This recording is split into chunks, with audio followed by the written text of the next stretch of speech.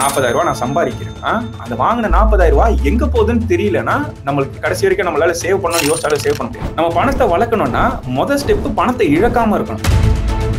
சுற்றுலாவா யோசிக்கவே வேண்டாம். Sri Murugan travel agency 23 கிளைகள் 37 வருட அனுபவம். மெட்வே ஹாஸ்பிட்டல்ஸ் ஆரோக்கியத்திற்கான சிறந்த வழி. MCR Pure Cotton Club Formals and Casual Shirts. என்னால சேவே பண்ண முடியலன்னு சொல்றவங்க என் சம்பளமே இவ்வளவுதான் அப்படின்றத அசியூம் பண்ணிக்கும். 50,000 சம்பாதிக்கிறீங்க, அதுல 5,000 காணாம போயிருச்சு, எனக்கு கொடுக்கவே இல்லைன்றத அசியூம் பண்ணிக்கும். முதல்ல எடுத்து சேவ் பண்ணிட்டு அதுக்கப்புறமா இந்த 45,000 தான் வருமானம் நினைச்சிட்டு நம்மளோட சேவிங்ஸ் வேணா ஆரம்பிக்கலாம். அதாவது ஸ்ட்ரகிள் பண்றோம், சுத்தமா சேவ் பண்ண முடியாதுன்னு யோசிக்கிறோம். நம்மளுக்கு ஒரு வருமானம் வருது, அது திடீர்னு நின்னாலோ இல்ல நம்ம ஆல்ரெடி சேவ் பண்ணதை பாதிக்காமல் இருக்கிறதுக்கு எமர்ஜென்சி ஃபண்ட் அவசியம்ன்றதை முன்னாடியே பார்த்து. திடீர்னு ஒரு மெடிக்கல் எக்ஸ்பென்ஸ் பெருசா நம்ம ஃபேமிலிக்கு வருதுன்னு வச்சுக்கோங்க. நம்ம கஷ்டப்பட்டு ஒரு 7-8 லட்ச ரூபா சேர்த்திருந்தோம்னா இதை எடுத்துட்டு போய் அது செலவு பண்ற மாதிரி இருக்கு. அதுக்கு பதிலாக ஒரு மெடிக்கல் இன்சூரன்ஸ் நம்ம கிட்ட இருந்ததுன்னு வச்சுக்கோங்க, இந்த 10 லட்சத்தையும் அதுவே கவர் பண்ணிடும்.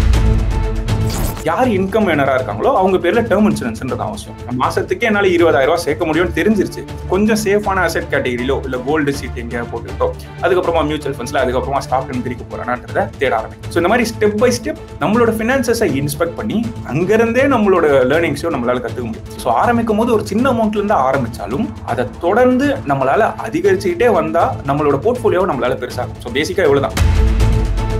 எனக்கு வர இன்கம்ல ஏதோ ஒரு பகுதியை நம்ம சேவிங்ஸுக்கு போடணும்ன்றது ஆரம்ப காலத்துல இருந்தே எனக்கு பழகிடுச்சு. இப்படியே தேடி பார்க்கும்போது ELSS இன்னொரு விஷயம், மியூச்சுவல் ஃபண்ட்ஸ்ல ஒரு டாக்ஸ் சேவிங் ஸ்கீம்னு வச்சுக்கோங்க. ஆவரேஜா most of the ELSS funds 15%, 12% மேலதான் ரிட்டர்ன்ஸே கொடுத்துருக்கு. ஸோ லிட்டரலா உங்களோட ஃபர்ஸ்ட் இன்வெஸ்ட்மெண்ட் அமௌண்ட் அப்படிங்கிறது எவ்வளோலேருந்து ஸ்டார்ட் ஆச்சு? நீங்கள் முதல்ல எந்த அசெட் கிளாஸில் இன்வெஸ்ட் பண்ணீங்க?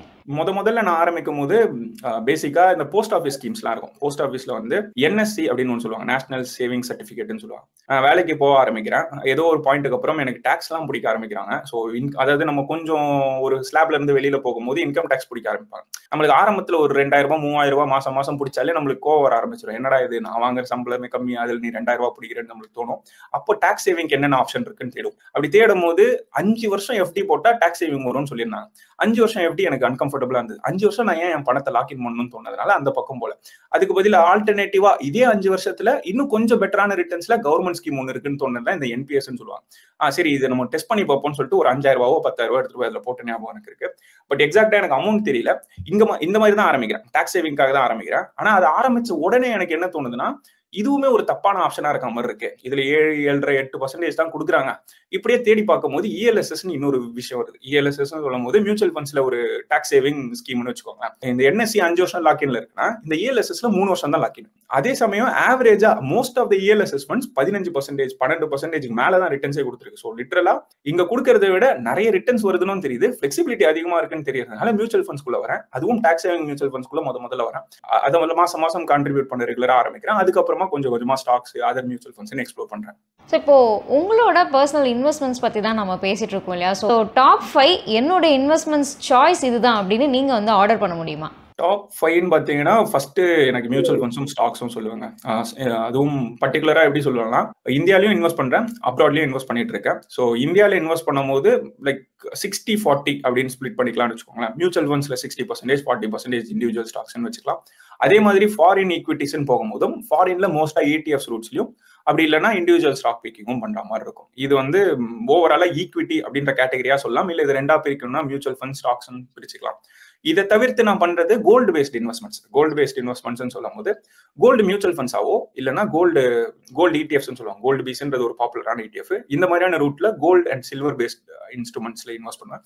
இதை தவிர்த்து டெட் இன்ஸ்ட்ருமெண்ட்ஸ் சொல்லும் போது டெட் மியூச்சுவல் ஃபண்ட்ஸ் இருக்கும். ஸோ பேசிக்கா பாண்ட்ஸ் அவங்க தனியா வாங்கி வச்சுட்டே வருவாங்க. இந்த மாதிரியான டெட் மியூச்சுவல் ஃபண்ட்ஸ்ல இன்வெஸ்ட் பண்ணுவேன். இதை தவிர்த்து எக்ஸ்ப்ளோர் பண்ணணும்ன்றதுனால பாண்ட்ஸ் ஒரு வாட்டி நான் எக்ஸ்ப்ளோர் பண்ணியிருந்தேன். இந்த இன்வெஸ்ட்மெண்ட் ஜேர்னிக்குள்ள போகணும் அப்படின்னா முதல்ல சேவிங்ஸ் அப்படிங்கிறது ஒன்று ஆரம்பிச்சிருக்கணும் இல்லையா?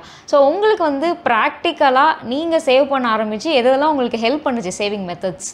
லக்கிலி ஆர் அன்லக்கிலி எனக்கு பேச்சுலரா இருந்த காலத்துல பெருசா செலவுகள் எதுவும் கிடையாது. இப்போ எனக்கு இன்கம் வருதுன்னு வச்சுக்கோங்களேன், நான் ஃபேமிலியோட தான் ஸ்டே பண்ணியிருக்கேன். ஸோ எனக்கு இந்த ரெண்டோ இல்ல அதர் செலவுகள்னு சொல்லிட்டு எதுவும் கிடையாது. அதனால நேச்சுரலாவே சேவ் பண்றது ஆட்டோமேட்டிக்காவே வந்துருச்சு. இப்போ எனக்கு டாக்ஸ் பிடிக்கிறாங்க, அதனால நான் அவாய்ட் பண்ணோம்னா என்னோட இன்கம்ல இருந்து ஏதோ ஒரு போர்ஷனை நான் இன்வெஸ்ட் பண்ணாதான் அந்த டாக்ஸ் என்னால அவாய்ட் பண்ண முடியும்ன்ற ஒரு ஹேபிட் உருவாகுது. ஸோ பேசிக்கா எனக்கு வர இன்கம்ல ஏதோ ஒரு பகுதியை நம்ம சேவிங்ஸுக்கு போடணும்ன்றது ஆரம்ப காலத்துல இருந்தே எனக்கு பழகிருச்சுன்னு வச்சுக்கோங்க. அது நான் எக்ஸ்ட்ராவா எதுவுமே புதுசா பண்ண பண்ணணும்னு சொல்ல.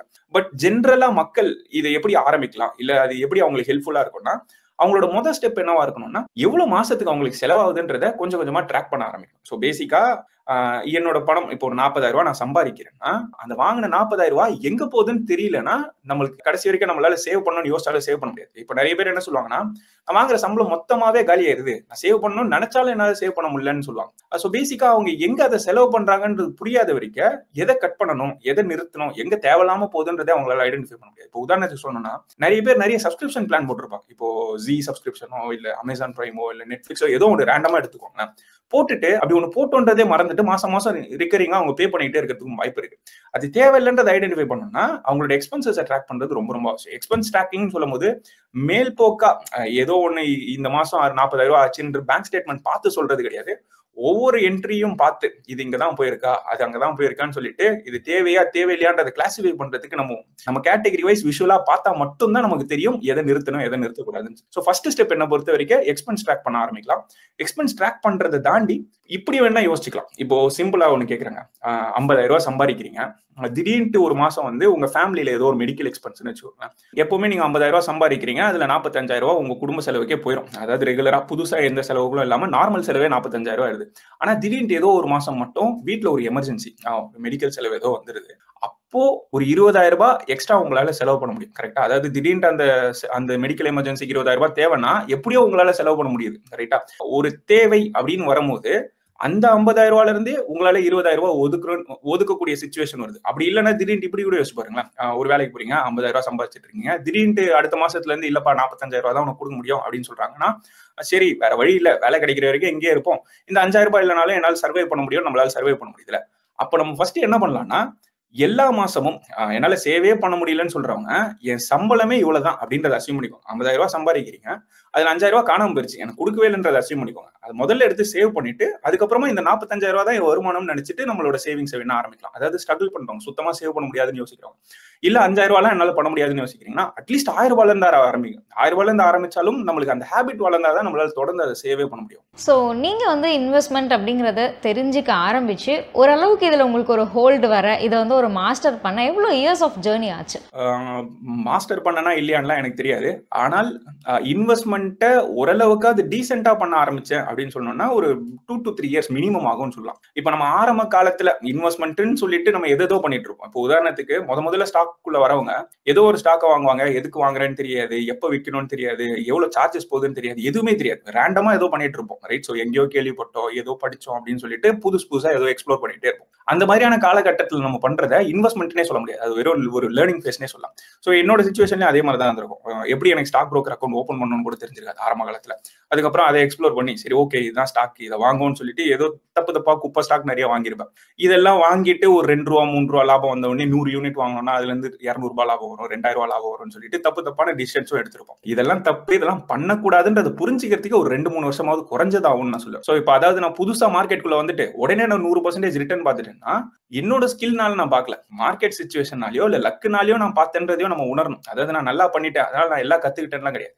குறைஞ்சது ஒரு 2-3 வருஷமாவது மார்க்கெட் கூடயே டிராவல் பண்ணி நம்ம எல்லாத்தையும் அப்சர்வ் பண்ணோம்னா ஓரளவுக்கு நம்ம அதை கிராஸ் பண்றோம். பர்டிகுலரா சொல்லணும்னா எதுக்காக இந்த ஸ்டாக் ஏறுது, அந்த மார்க்கெட் சைக்கிள்னா என்ன, இந்த மாதிரியான விஷயங்களை நம்ம புரிஞ்சுக்கிறதுக்கு நம்ம எவ்வளவு மார்க்கெட் குள்ள இருக்கோமோ அப்பதான் நம்மளால புரிஞ்சுக்க முடியும். அதே நேரத்துல நம்ம எவ்வளவு கன்சியூம் பண்றோம்ன்றது முக்கியம். கன்சியூம்னு சொல்லும் போது ஆக்கப்பூர்வமா கத்துக்கக்கூடிய இல்ல எஜுகேஷனல் ஃபார்ம்ல இருக்கக்கூடிய கண்டென்ட்டா இருக்கும். அதை விட்டுட்டு இந்த ஸ்டாக் இப்ப வாங்கிட்டு இந்த ஸ்டாக் இப்ப வித்துன்னு சொல்லி டிப்ஸை மட்டுமே நம்ம கன்சியூம் பண்ணிட்டு இருந்தோம்னா கடைசி வரைக்கும் கத்துக்காமலே போயிடும். ஸோ என்னோட சிச்சுவேஷன்ல கேட்டீங்கன்னா it took me at least 3 years to at least learn okay இதான் டீசென்ட்டா இன்வெஸ்டிங் அப்படின்னு புரிஞ்சுக்கிறதுக்கு ஒரு 3 வருஷம் ஆச்சுன்னு சொல்லலாம். ஸோ இப்போ உங்களை மாதிரி நாங்களும் ஒரு பேசிக் ஸ்டேஜ்ல இருந்து ஸ்டார்ட் பண்றோம் அப்படின்னு வச்சுக்கலாம். இந்த ஒரு 2 to 3 years ஜேர்னில நாங்களும் ஓரளவுக்கு கத்துக்கணும் அப்படின்னா நாங்க என்னென்ன மாதிரியான விஷயங்கள்லாம் தெரிஞ்சுக்கணும்?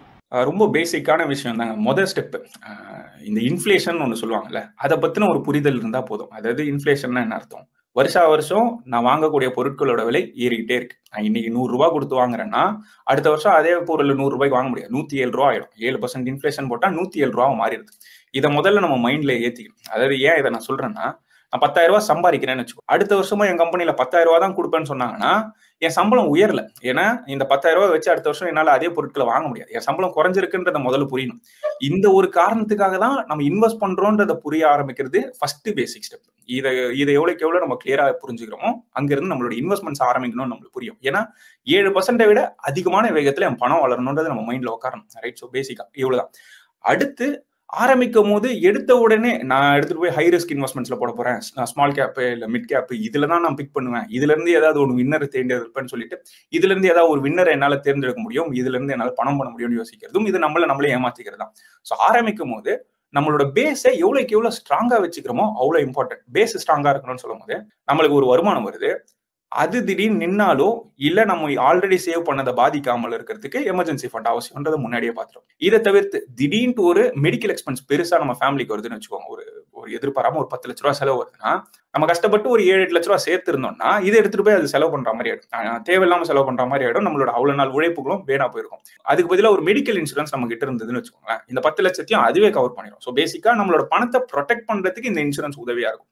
இதை தவிர்த்து எல்லா ஃபேமிலியிலுமே யார் இன்கம் ஏர்னரா இருக்காங்களோ அவங்க பேர்ல டேர்ம் இன்சூரன்ஸ்ன்றது அவசியம். அதாவது நம்ம திடீர்னு இல்லாம போயிட்டோம்னா நம்ம ஃபேமிலி சஃபர் ஆகாம இருக்கிறதுக்கு ஒரு 1 கோடி ரூபாய் 2 கோடி ரூபாய் ஒருத்தான ஒரு பெரிய கவரேஜ் கொடுக்குற சின்ன பிரீமியமோட வர இன்சூரன்ஸ் ஆனது தான் இந்த டேர்ம் இன்சூரன்ஸ். இதுவுமே அவசியம். இந்த பேசிக்கும் நம்ம கவர் பண்ணிடணும். இது எல்லாத்தையும் கவர் பண்ணிட்டு இப்போ இன்வெஸ்ட்மெண்ட்குள்ள வர போறோம். இன்வெஸ்ட்மெண்ட்குள்ள வரும்போதும் எனக்கு என்ன கோல் இருக்குன்றது தான் ஃபர்ஸ்ட் கேள்வியா இருக்கும். அதாவது இமீடியட்டா எனக்கு பண தேவை இருக்கா, அடுத்த 1 வருஷத்துல ஸ்கூல் ஃபீஸ் கட்டணும், இந்த மாதிரி ஏதாவது தேவை இருக்கான்ற கேள்வி கேட்கணும். அதை கேட்டுட்டு அதையுமே ஃபிக்ஸ் பண்ணிருக்கேன். அதை ஃபிக்ஸ் பண்ணணும்னு சொல்லும் போது அதுக்கு அடுத்த வருஷம் ஒரு 1 லட்ச ரூபாய் ஸ்கூல் ஃபீஸ் கட்டணும் 2 குழந்தைங்களுக்கு சேர்த்துன்னு யோசிச்சா அந்த 1 லட்ச ரூபாய் நான் சேர்க்கறதுக்கு நான் என்னெல்லாம் பண்ணணும்னு யோசிக்கேன். பேங்க்ல ஒரு ஆர்டி போடுறதுனாலும் சரி, இல்ல எங்கேயாவது சேஃபா சேர்க்கறதுனாலும் சரி, இதை சேர்த்துக்கிட்டே வந்தோம்னா 1 வருஷத்துல இது சேர்ந்துரும்ன்றது நம்மளுக்கு தெரியணும். இதுக்கு அடுத்தது உள்ள நம்ம இப்போ வருவோம் இன்வெஸ்ட்மெண்ட்குள்ள.